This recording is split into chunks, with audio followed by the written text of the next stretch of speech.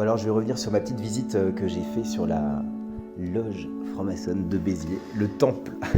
De l'extérieur déjà, on s'imaginerait même pas qu'il y a un temple dans cette petite maison. Mais comme quoi les apparences sont trompeuses. Hmm. J'étais heureux comme un pape, vraiment, un peu comme un enfant. C'était pas le premier temple que je visitais, mais j'étais content parce que voilà, aujourd'hui j'y vais avec un état d'esprit où j'étais pas dans le jugement ou quoi que ce soit. J'étais plutôt dans la découverte et le fait d'être curieux. J'ai toujours été curieux. Voilà, alors je vais pas revenir sur tout ce que j'ai vu, là il y a quelques petits extraits, des petites vidéos et tout, mais il y a un point qui m'amuse et que j'arrive aujourd'hui à me donner une lecture intéressante, notamment à travers les symboles.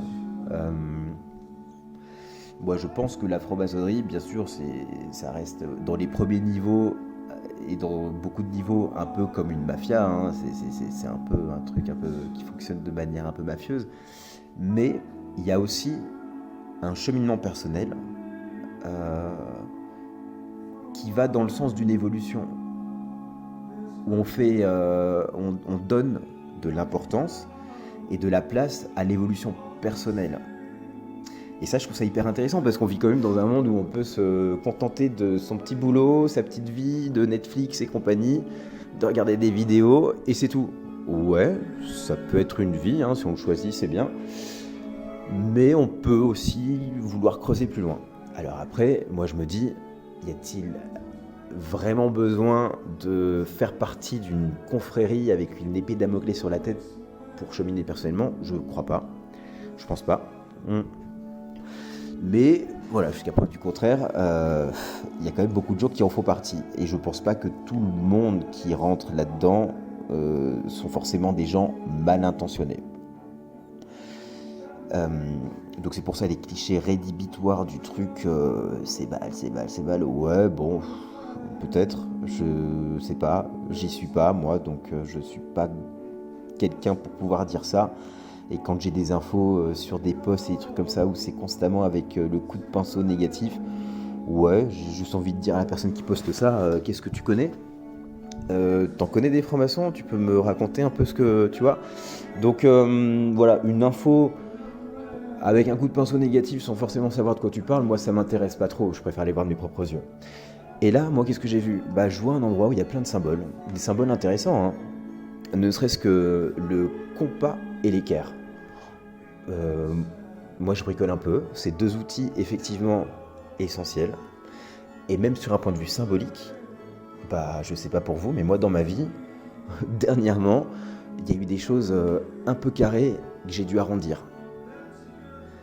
Il y avait d'autres choses euh, que j'ai eu besoin de rectifier, d'aligner, comme si je mettais un niveau à plomb là, ou une équerre, et où j'ai besoin de structurer. Voilà. Donc il y a plein de symboles qui pour moi me parlent, à moi personnellement. Et il y en a un notamment que je voulais juste vous le rappeler. On voit souvent un triangle avec un œil, hein. Alors on peut le voir comme on veut.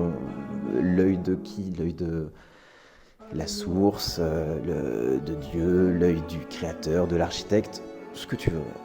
Mais n'empêche que quand tu regardes cet œil au plafond, moi je me dis, tiens c'est marrant parce que en ce moment j'apprends que je peux avoir deux points de vue de tout ce qui se passe dans ma vie.